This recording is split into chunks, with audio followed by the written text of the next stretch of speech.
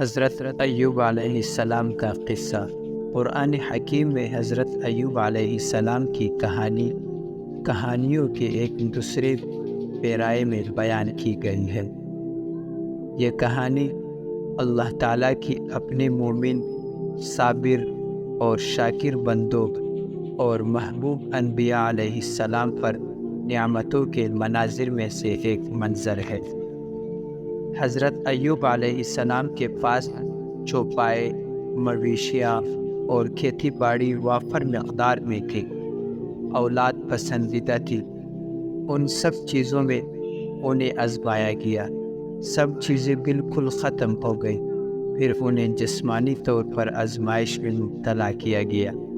جسم کا دل اور زبان کے علاوہ کوئی حصہ بیماری سے محفوظ نہ رہا۔ وہ دل و زبان سے اللہ کا ذکر کیا کرتے تھے۔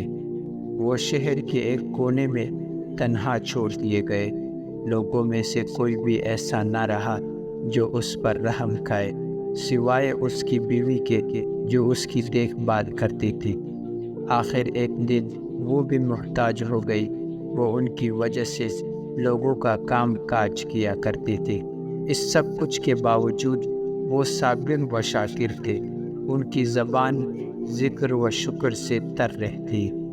یہ نہ تو شکوہ شکایت کرتے، نہ کسی کو ڈانٹ پلاتے، نہ تلخ ہوتے اور نہ ہی ناراض ہوتے۔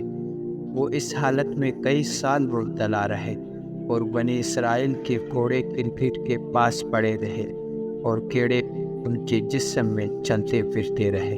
حضرت ایوب علیہ السلام پر اللہ تعالیٰ کا مشقت اور انعام۔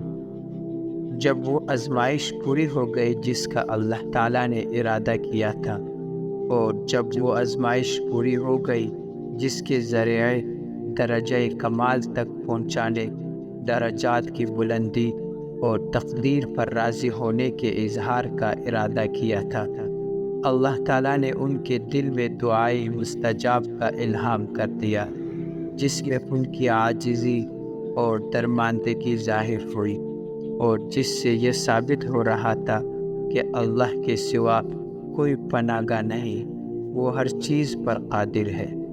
اللہ تعالیٰ نے ان کی بدن اور اہل و عیال پر عافیت فرمائی، مال انہیں واپس دے دیا اور اس سب کچھ میں برکت عطا کی۔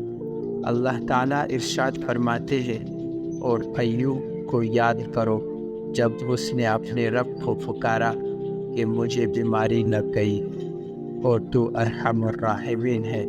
ہم نے اس کی دعا قبول کی اور جو تکلیف اسے دور کر دیا، اور صرف اس کے اہل و عیال ہی اس کو نہیں دیے بلکہ ان کے ساتھ اتنے ہی اور بھی دیے اپنی خاص رحمت کے طور پر، اور اس لیے کہ یہ ایک سبق ہو عبادت گزاروں کے لیے۔ سورۃ الانبیاء آیت نمبر 83 اور 84۔